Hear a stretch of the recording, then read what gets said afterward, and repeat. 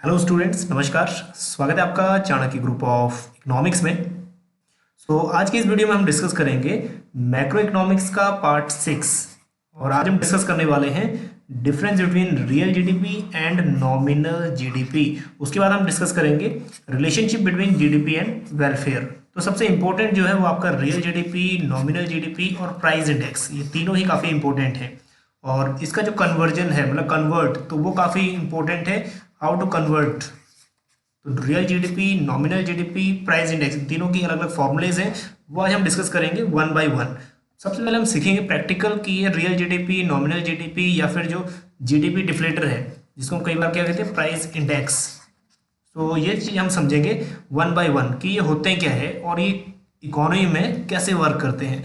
तो सबसे पहले हम देख लेते हैं कि इसको एक रियल जो अपने डेटाज हैं, मतलब ये फाइनेंशियल ईयर 2020 तक ये डाटा है, तो ये हम देखते हैं, एनालाइज करते हैं। दो डाटा हमें दिख रहा है, एक रियल जीडीपी और एक नॉमिनल जीडीपी।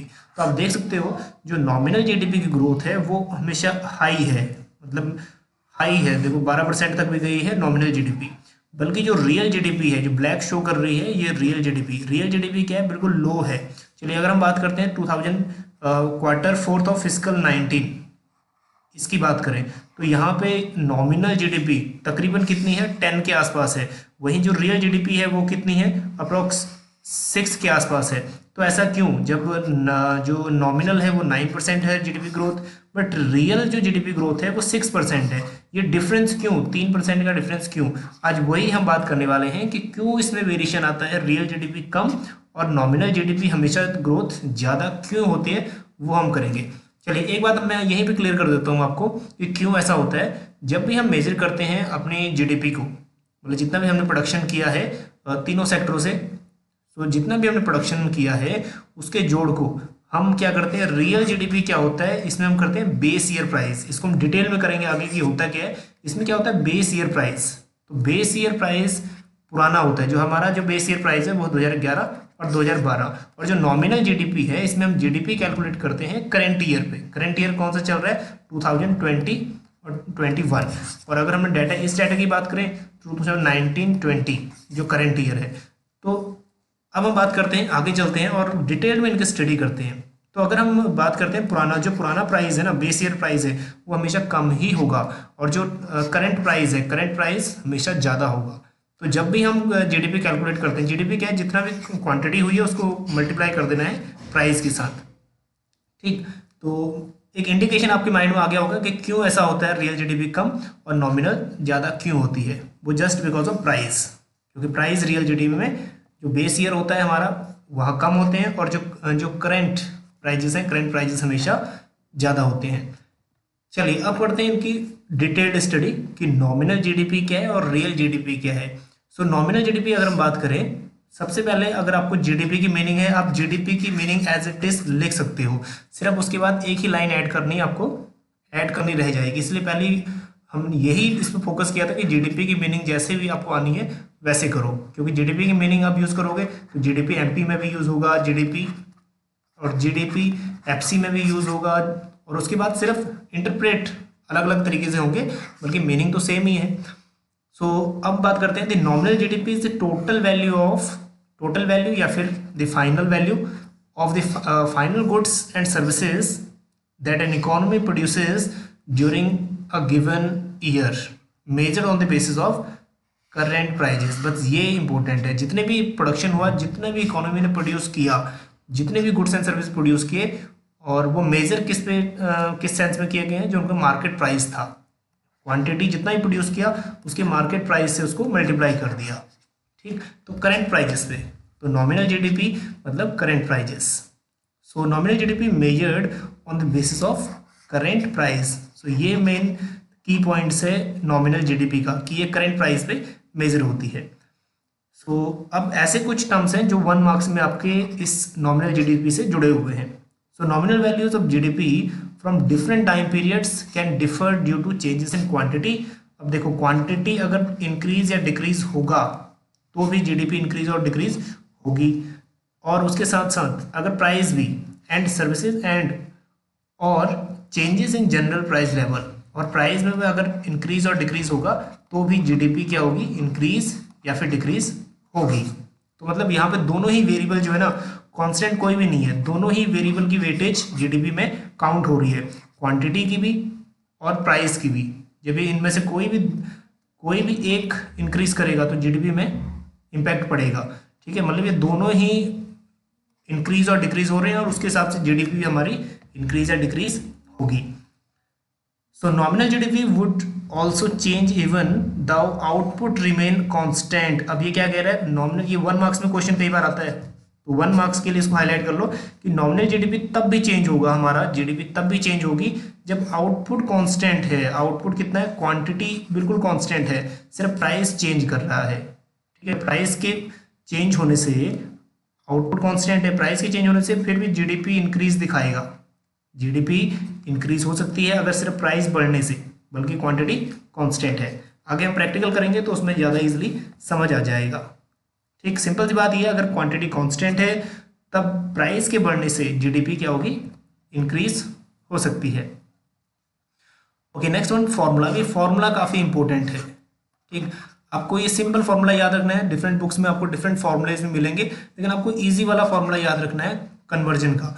सो नॉमिनल जीडीपी को कन्वर्ट आपने अगर करना है, नॉमिनल जीडीपी का फॉर्मूला आपको देखना पड़ेगा कि नॉमिनल जीडीपी इक्वल टू, सबसे पहले रियल जीडीपी, उसके बाद मल्टीप्लाई कर दो प्राइस इंडेक्स। प्राइस इंडेक्स क्या होता है, ये एक चेंज होता है, मतलब जितना भी हमने, एक रिलेशनशिप होता है मतलब प्रीवियस जो करंट प्राइस है उसका और बेस प्राइस पे, मतलब 2 ईयर के प्राइजेस में ये डिफरेंस होता है। तो इसका जो फॉर्मूला है वो है P1/P0, मतलब करंट प्राइस, और ये है प्रीवियस प्राइस मतलब बेस ईयर प्राइस। तो प्राइस इंडेक्स क्या बताता है, ये रिलेशन बताता है 2 ईयर के प्राइजेस के बीच में, और अपॉन कर देना है 100। सो नॉमिनल जीडीपी हम ऐसे कैलकुलेट कर सकते हैं, इक्वल टू क्यू। क्यू क्या है, जितनी भी प्रोडक्टिविटी, जितना भी आउटपुट प्रोड्यूस किया है इकोनॉमी में, उसको मल्टीप्लाई कर देना है उसके मार्केट प्राइस से। ठीक, तो हमारे पास निकल आएगी नॉमिनल जीडीपी। आगे हम इसको एग्जांपल से भी समझेंगे। So Q quantity of final goods and services बता रहा है, और P the private that is prices prevailing during the accounting year. तो अकाउंटिंग ईयर में जितना ये प्राइजेस प्रिवेल्स है ये वो बता रहा है, मतलब करेंट प्राइजेस। अब देखो प्राइस इंडेक्स क्या है, ये थोड़ा इंपॉर्टेंट है। प्राइस इंडेक्स पेपर 1 मार्क्स में आ सकता है। Define price index, so it is a difference between the price of 2 different periods. Relative price ही बोलते हैं इसको। प्राइस इंडेक्स 2 डिफरेंट ईयर के प्राइस हैं, उनको हम कंपेयर कर रहे हैं। So if there is no inflation और डिफ्लेशन, हमने इन्फ्लेशन किया था जब प्राइस बढ़ रहे होते हैं तो इन्फ्लेशन होता है, अगर कंटिन्यूसली प्राइस कम हो रहे होते हैं तो वो डिफ्लेशन होता है। So if there is no inflation or deflation, nominal GDP will be same as real GDP. अब ये क्या कह रहा है, अगर प्राइजेस ना बढ़े और ना ही कम हो, उतना ही है जितना पहले है। प्राइस कांस्टेंट है, जितना पहले था अब भी उतना ही है, तो क्या होगा, नॉमिनल जीडीपी और रियल जीडीपी एक दूसरे के बराबर आ जाएंगे। क्यों, क्योंकि जो प्राइस है ना वो कांस्टेंट रह जाएगा। प्राइस पहले भी उतने ही थे और अब भी उतने ही है, तो जो नॉमिनल जीडीपी और रियल जीडीपी उस सेंस में बराबर हो जाएगा। ठीक, क्योंकि Q इंटू पी है, क्वांटिटी को प्राइस से मल्टीप्लाई करना है। प्राइस तो यहाँ पे सेम है, बेस ईयर का भी मान लो 20 रुपीज़ है बेस ईयर का प्राइस, 2011-12 में 20 रुपीज़ था, और 2019-20 जो करेंट ईयर है 2019-20 इस डाटा के अकॉर्डिंग उसमें भी क्या है, प्राइस 20 ही है। तो आंसर जो है वो आपका नॉमिनल जीडीपी और जो रियल जीडीपी है दोनों की वैल्यू सेम आएगी। ओके, अब समझते हैं रियल जीडीपी क्या है। तो रियल जीडीपी सेम वही है जो आपने नॉमिनल जीडीपी किया, सिर्फ चेंज क्या हो जाएगा, ये क्या होगा, करंट प्राइस पे नहीं होगा, ये बेस होगा आपके बेस ईयर प्राइस पे। ठीक, बेस ईयर प्राइस पे ये बेस है।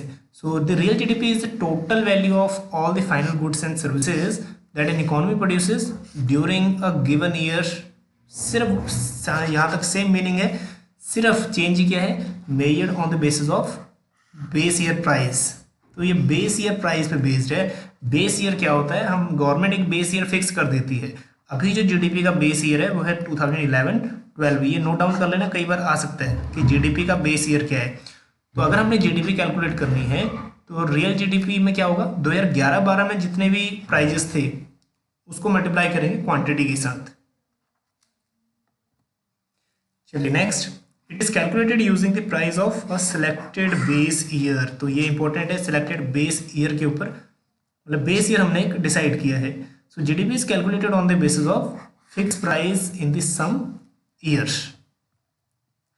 और बेस ईयर हम वो डिसाइड करते हैं जिसमें प्राइस लेवल्स नॉर्मल हो। बेस ईयर वो तय होता है जिसमें प्राइस ईयर नॉर्मल हो। It is neither so high, neither too high और नॉट टू लो। ज़्यादा कम भी नहीं होना चाहिए, ज़्यादा भी नहीं होनी चाहिए प्राइस। तो मतलब क्या है, नाइदर इन्फ्लेशन और not deflation, price should be normal. So if price changes from one period to next period, price एक पीरियड से लेकर दूसरे पीरियड तक चेंज होते हैं। हमने चेंज क्या बताया था, चेंज बताया था डेल्टा साइन यूज करते हैं चेंज के लिए इकोनॉमिक्स में, but actual output does not, price change हो रहा है लेकिन आउटपुट चेंज नहीं हुआ। The real GDP would be same. अभी क्या कह रहा है, प्राइस तो चेंज हुआ लेकिन जो आउटपुट है वो चेंज नहीं हुआ। तो रियल जीडीपी क्या रहेगी, दोनों ईयर की सेम रहेगी। सेम कैसे रहेगी, क्योंकि जो प्राइस है, प्राइस का लेना देना रियल जीडीपी में नहीं है, ये सिर्फ बेस ईयर पे ही तय करेगा। प्रेजेंट में प्राइस बढ़े या कम हो उसके लेवल पे ये जीडीपी मेजर नहीं करेगा। जीडीपी मेजर करेगा क्वांटिटी को मल्टीप्लाई करेगा बेस ईयर प्राइस। जो पी बार है ये डिसाइड कर रहा है, पी बार मतलब कांस्टेंट प्राइस, ठीक। तो करंट प्राइस बढ़े या कम हो, ये करंट प्राइस पे मेजर नहीं कर रहा, ये मेजर कर रहा है बेस ईयर प्राइस पे। सो real GDP reflect change in real production. अब ये एक बेटर इंडिकेटर माना जाता है, बेटर इंडिकेटर माना जाता है सोशल वेलफेयर का, रियल जीडीपी। ऐसा इसलिए क्योंकि ये जब आउटपुट बढ़ेगा तब ही जीडीपी को इंक्रीज मानेगा। जैसे ही क्वांटिटी बढ़ेगी तभी वो जीडीपी को इंक्रीज बताएगा। सिर्फ प्राइस के, करंट प्राइस के बढ़ने से या करंट प्राइस के कम होने से जीडीपी में कोई इफेक्ट नहीं पड़ेगा, क्योंकि ये मेजर करता है on the basis of base year price पे, ठीक। बेस ईयर क्या है, 2011-12 जीडीपी का करेंटली। और अगर आपको एक कोई न्यूमेरिकल दिया है तो उसमें बेस ईयर मेंशन होगा, ठीक। सो रियल जीडीपी, इसका फॉर्मूला देख लेते हैं, इक्वल टू, इसको थोड़ा सा रफ कर देते हैं।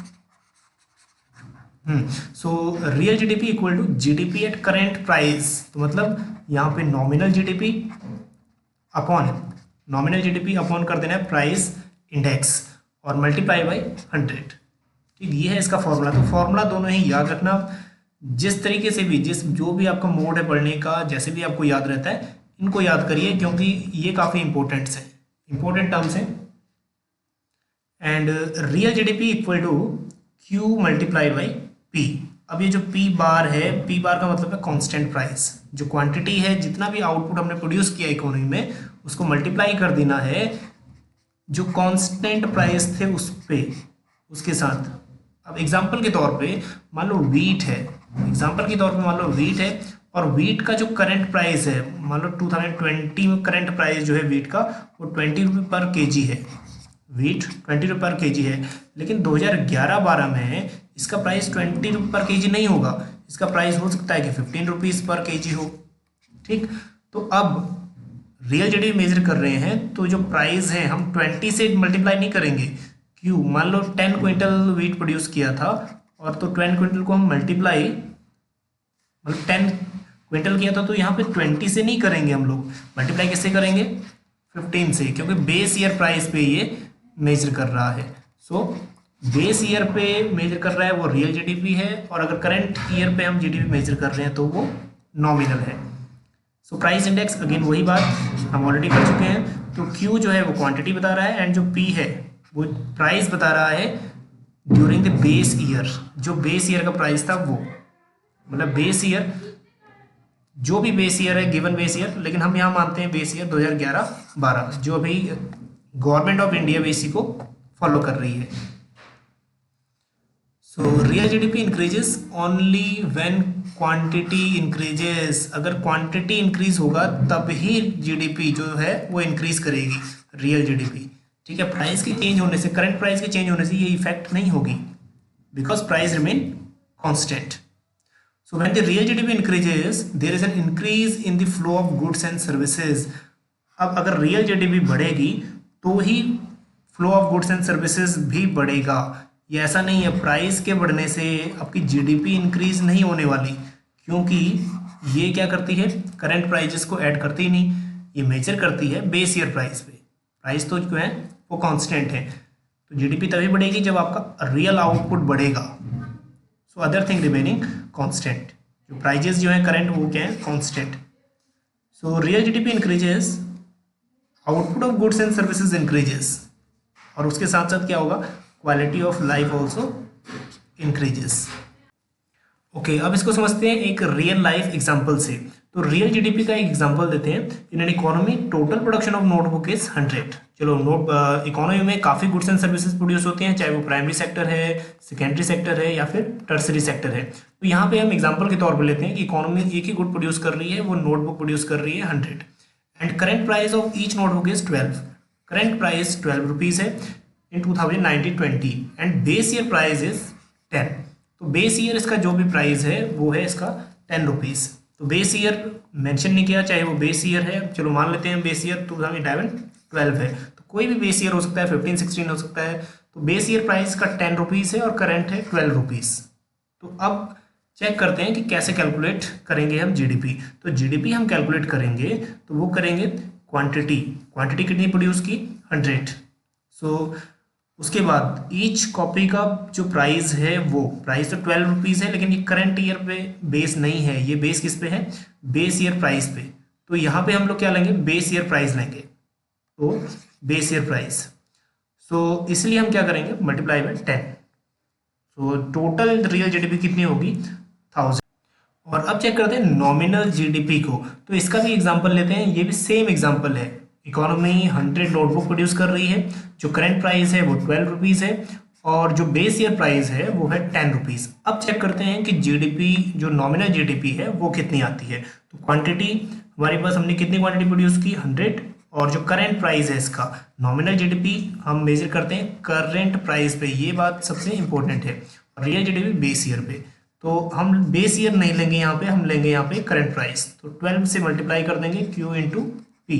तो जो टोटल नॉमिनल जीडीपी है वो आई है 1200। बल्कि अगर हम बात करते हैं रियल जीडीपी कितनी थी, ओनली 1000 थी रियल जीडीपी। तो ये टोटली मतलब 200 चेंज हुआ है। मतलब चेंज अगर देखें हम तो 20% चेंज हुआ है, या 20% ज़्यादा है नॉमिनल जीडीपी रियल जीडीपी से। बल्कि क्या है, आउटपुट तो सेम है, आउटपुट यहाँ भी 100 था और वहाँ भी जब हमने रियल जीडीपी किया था तब भी वहाँ भी सेम था। तो मेन बात यही थी कि नॉमिनल जीडीपी ज़्यादा क्यों होती है, क्योंकि ये करंट ईयर प्राइजेस पे बेस होती है, करंट ईयर पे मेजर होती है। और थर्ड पे है जीडीपी डिफ्लेटर। तो जीडीपी डिफ्लेटर क्या होता है, ये भी सेम चीज़ है जो आपने प्राइस इंडेक्स किया था। इसमें भी हम लोग दो चीज़ों की जीडीपी को मेजर करते हैं। वहाँ पे हम लोग क्या कर रहे थे, प्राइस इंडेक्स में price of current year and price of previous year measure करते हैं, मल्टीप्लाई बाय 100। तब यहाँ क्या करना है हमने, यहाँ भी सेम टर्म्स ही है, सिर्फ यहाँ पे क्या है, नॉमिनल जीडीपी ये भी करंट ईयर बेस होता है, तो इसको हम यही मान लेते हैं, करंट ईयर पे बेस होता है तो करंट प्राइस पे मान लेते हैं। और जो रियल जीडीपी बेस होता है आपका कांस्टेंट प्राइस पे। तो मतलब लगभग ये same price index and GDP deflator both are similar, ठीक। So GDP deflator is an index of price changes of goods and services included in GDP. So it is a price index which is calculated by, तो ये एक price index ही है जो calculate हो रहा है by dividing the nominal GDP in an given year by the real GDP of the same year and multiplying by the 100. So ये क्या है, GDP deflator, it is ratio between nominal GDP मतलब GDP at current price upon real GDP at constant price multiply by 100। तो ये तीन चीज़ें हैं, काफ़ी इंपॉर्टेंट है। अब हम एक इसकी मैथमेटिकल इक्वेशन सॉल्व करते हैं। तो इसमें ये वाले इस टाइप के क्वेश्चंस आते हैं, दो वैल्यूज दी होंगी और एक वैल्यू क्या होगी, मिस। तो इसमें क्या है, real GDP 50, price index 400, nominal GDP कितना होगा। चलिए हमने पता किया कि इसका जो हमें ऑलरेडी किया है कि इसका जो नॉमिनल जीडीपी का फॉर्मूला है, सबसे पहले रियल जीडीपी गिवन है that is 50 multiplied by price index is also given 400 upon 100। सो अगर हम इसको कैलकुलेट करेंगे सिंपली 4 से मल्टीप्लाई करेंगे 50 को, दैट इज 200। तो नॉमिनल जीडीपी जो अपना है वो है 200। तो ये सिंपल सा क्वेश्चन है, लेकिन ये 3 मार्क्स में आता है कई बार। ठीक, so if nominal GDP, second question, nominal GDP is, अब हमारे पास नॉमिनल जीडीपी आ गई है 200 एंड प्राइस इंडेक्स सेम है 400, देन रियल जीडीपी कैसे कैलकुलेट करेंगे? तो रियल जीडीपी का फॉर्मूला हमने ऑलरेडी किया है। सबसे पहले हम क्या करेंगे, GDP at current price. GDP current price मतलब नॉमिनल जीडीपी कितना है 200 upon price index, price index कितना है 400 और मल्टीप्लाई बाय 100। सो अगेन अगर हम इसको सॉल्व करेंगे आगे, दैट इज 50। तो रियल जीडीपी कितनी आई अपनी, दैट इज 50 और यहाँ क्या था 50। अगेन इसको एक क्रॉस वेरीफाई एक और कर लेते हैं। If nominal GDP is, nominal हमारे पास आ गया 200 है एंड रियल हमारे पास आ गया 50 है, देन प्राइस इंडेक्स कैसे मेजर करेंगे? तो प्राइस इंडेक्स मेजर करने के लिए पहले नॉमिनल जीडीपी कितनी है 200, उसके बाद बेस ईयर रियल जीडीपी कितना है 50 मल्टीप्लाई बाय 100। तो इसको हम आगे फर्दर सॉल्व कर लेते हैं। सो ये टोटली आपका अगेन 400, सो ये मल्टीप्लाई हो जाएगा एन अपॉन 5 400। तो अगेन तीनों ही वैल्यूज हमारे पास आ चुकी हैं और इनको सॉल्व करने के प्रोसेस भी हमने सीख लिया है। तो ये क्वेश्चन चाहे जिस भी वे में आए तो यही फॉर्मूला आपने यूज़ करना है, क्वेश्चन जैसा भी हो। चलो इसका एक ओवरव्यू ले लेते हैं एक बार। अगर हम बात करें कंपैरिजन के बारे में, तो नॉमिनल जीडीपी क्या है, जीडीपी एट करेंट प्राइस। पहले जीडीपी की मीनिंग लिख लेना, उसके बाद it is measured eight current price. बल्कि जो रियल जीडीपी है it is measured on the base year price, मतलब बेस ईयर प्राइस के ऊपर बेस है। उसके बाद express in current year price और ये बेस ईयर प्राइस। वैल्यू जो है, वैल्यू हमेशा जीडीपी की हायर रहेगी नॉमिनल जीडीपी। अब क्यों रहेगी हमने ऑलरेडी कर लिया है, क्यों रहेगी। जनरली जो रियल जीडीपी में है वो क्या रहती है, लो रहती है। यूजेस कहाँ कहाँ यूज कर सकते हैं, तो नॉमिनल जीडीपी हम कर सकते हैं comparison of various quarters of the given year can be made. वहीं अगर हम बात करें डिफरेंट ईयर के प्राइजेस, मतलब एक तो कांस्टेंट है, कांस्टेंट ईयर जिस ईयर का भी कांस्टेंट है हम उस ईयर को, उस फाइनेंशियल ईयर को कंपैरिजन कर सकते हैं करंट ईयर से। सो और इसमें जो ये वाला प्राइस है इसमें क्वार्टरली भी हम, जो क्वार्टर्स हैं क्वार्टरली 4 क्वार्टर होते हैं ईयर में, तो उन क्वार्टरली को के प्राइजेस को भी हम मेजर कर सकते हैं नॉमिनल जीडीपी में। बट यहाँ पे ईयर्स हम कंपेयर कर सकते हैं रियल में। इकोनॉमिक ग्रोथ हमेशा क्या दिखाएगा, नॉमिनल जीडीपी में ज़्यादा दिखाता है, तो कई बार अनरियलिस्टिक भी हो जाता है वो। So it can not be analysed easily. So easily analyse नहीं कर सकते जीडीपी ग्रोथ को हम या इकोनॉमिक ग्रोथ को। सो ये क्या है, एक गुड इंडिकेटर है। सो क्वेश्चन आ सकता है why real GDP is a good indicator of social welfare. चलिए अब वही काम करते हैं हम लोग कि जीडीपी एंड वेलफेयर में क्या रिलेशन है। तो हमेशा क्या होता है, ये पॉजिटिव रिलेशन होता है। जैसे ही आपका जीडीपी बढ़ेगा तो वैसे ही आपका वेलफेयर भी बढ़ेगा, लेकिन सब केसेस में ऐसा नहीं होता। ठीक, पहले हम करते हैं पॉजिटिव एस्पेक्ट। ठीक, so there is a positive relation between the GDP and of a country and the welfare of a country. GDP जैसे बढ़ेगा आपकी इनकम एम्प्लॉयमेंट वगैरह बढ़ेगी, तो वैसी प्रोस्पेरिटी बढ़ेगी, वेलफेयर बढ़ेगा। ठीक, so real GDP is considered as index of welfare. ये क्वेश्चन बनेगा ये 1 मार्क्स में। ठीक, कि इंडेक्स ऑफ वेलफेयर किसको बोलते हैं हम, रियल जीडीपी को, नॉमिनल को नहीं बोलते। सो of the people because it increase the real GDP means increase in level of output. तो ये प्राइस के इंक्रीज होने से जीडीपी इंक्रीज नहीं होगा, बल्कि रियल आउटपुट जब इंक्रीज होगा तब ही इकोनॉमी में जीडीपी को इंक्रीज बताएगा। So welfare of the people measured in terms of availability of goods and services per person. तो अवेलेबिलिटी ऑफ गुड्स तभी ज़्यादा होगा जब हमारे रियल आउटपुट बढ़ेगा। ठीक, चलिए एक यहाँ से हम स्टडी कर लेते हैं, काफ़ी इजी हो जाएगा। सो जैसे ही हमारी हायर जीडीपी ग्रोथ है, जीडीपी ग्रोथ जितना ही ज़्यादा होगा उतना ही प्रोडक्शन मतलब प्रोडक्शन कैपेसिटी है या फिर प्रोडक्टिविटी बढ़ेगी, तो उसके लिए हमें एम्प्लॉयमेंट चाहिए प्रोडक्शन के लिए, तो एम्प्लॉयमेंट भी बढ़ेगा। एम्प्लॉयमेंट लेवल बढ़ेगा तो जो इनकम आ रही है, इनकम भी लोगों की इंक्रीज होगी। अब इनकम बढ़ेगी तो जो डिमांड है, डिमांड भी क्या होगी, लोग ज़्यादा डिमांड करेंगे, तो एग्रीगेट डिमांड, सबकी डिमांड बढ़ेगी।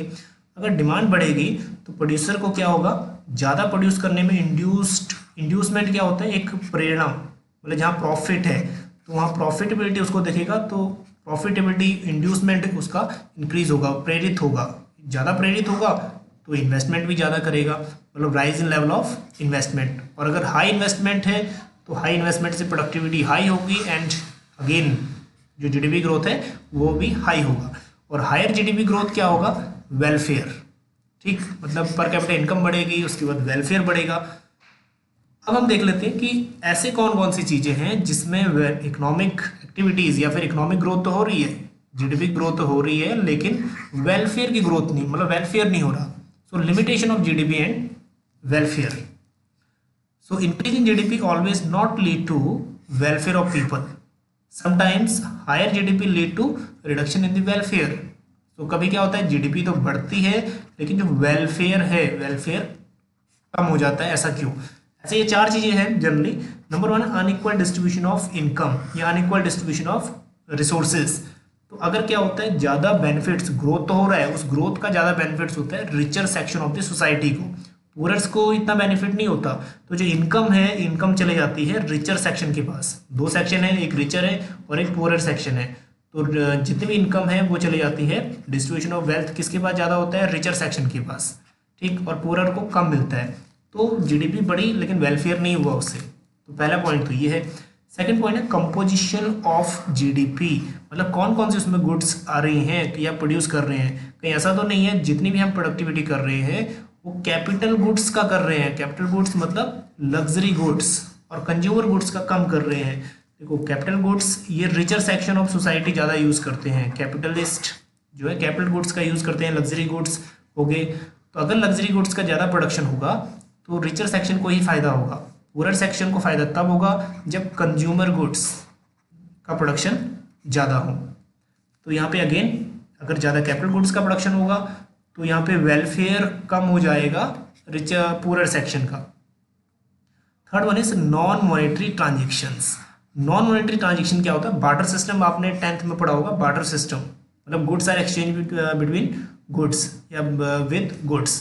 तो यहाँ पे बार्टर सिस्टम में क्या होता है, जितनी भी ट्रांजेक्शन है ना वो इकोनॉमी में ऐड ही नहीं होती। इकोनॉमी में ऐड होती है सिर्फ मॉनेटरी वैल्यूज, जिसकी कोई फाइनल वैल्यू है, मनी वैल्यू है। तो जो बार्टर सिस्टम है वो कभी भी ऐड नहीं होता। तो विलेजेस में, रूरल एरियाज में बार्टर सिस्टम चलता है, तो जितना भी ट्रांजेक्शन हो वो जीडीपी में रिकॉर्ड नहीं होता। तो एक इसका ये भी लिमिटेशंस है। तो बार्टर सिस्टम तो हो रहा है बहुत सारा लेकिन वो जीडीपी में ऐड हो ही नहीं रहा। तीसरा इसका ये है एक्सटर्नैलिटीज। एक्सटर्नैलिटीज 1 मार्क्स में आ सकता है कि ये क्या होता है, तो कई बार से ये रिपीट भी हो रहा है क्वेश्चन। एक्सटर्नैलिटीज क्या होता है, किसी भी इकोनॉमिक एक्टिविटीज़ का दूसरे पे इफेक्ट पड़ना, मतलब अदर चीज़ों पे इफेक्ट जो भी पड़ेगा उसको एक्सटर्नैलिटीज बोलते हैं। अब ये इफेक्ट पॉजिटिव भी हो सकता है और नेगेटिव भी हो सकता है। चलिए, good and bad impact of economic activities if GDP increases by pollution related production. कोई इंडस्ट्री है वो स्मोक ज़्यादा कर रही है, फैक्ट्री ज़्यादा स्मोक कर रही है तो आसपास के जितने भी रहने वाले लोग हैं उनका वेलफेयर डिक्रीज होगा, क्योंकि उनको काफ़ी डिसीज आ सकती हैं। Activities then welfare will be reduced. तो ये एक्सटर्नैलिटीज नेगेटिव भी हो सकती हैं और पॉजिटिव भी हो सकती हैं। ठीक, पॉजिटिव कैसे हो सकती हैं, मान लो एक स्ट्रीट लाइट है, किसी ने अपने घर के बाहर स्ट्रीट लाइट लगाई है और वो स्ट्रीट में बाकियों को भी वो लाइटिंग दे रही है, तो वो पॉजिटिव इम्पैक्ट है।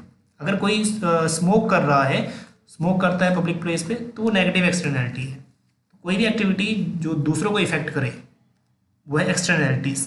तो इतनी लिमिटेशंस थी आपकी जीडीपी एंड वेलफेयर, मतलब ऐसे केस में जहाँ जीडीपी तो इंक्रीज होता है लेकिन वेलफेयर रिड्यूस हो जाता है। Okay, now homework. तो कुछ टीचर्स भी हैं जो ये वीडियोस को यूज़ करते हैं अपने स्कूल्स के लिए, उन्होंने स्पेशली बोला था कि भाई क्वेश्चंस होमवर्क के लिए भी ऐड कर देना। तो चलिए कुछ क्वेश्चन ऐड किए हैं, इनमें तीनों ही वैल्यू मिस हैं। मतलब एक क्वेश्चन में आपको नॉमिनल जीडीपी कैलकुलेट करना है, दूसरे में करना है आपको प्राइस इंडेक्स, और तीसरे में करना है आपको कैलकुलेट रियल जीडीपी। ठीक, तो ये तीनों करना, और जितने भी आंसर्स हैं आपके तीनों के 1 2 3 वो कमेंट में पोस्ट कर देना। चलिए मिलते हैं आपको नेक्स्ट वीडियो में। तो नेक्स्ट वीडियो हम डिस्कस करने वाले हैं methods of calculating national income. 3 method है, उनमें से हम करेंगे नंबर 1 मेथड, प्रोडक्ट मेथड, फिर आउटपुट मेथड। चलिए मिलते हैं आपको नेक्स्ट वीडियो में। बने रहिए चाणक्य ग्रुप ऑफ इकोनॉमिक्स के साथ।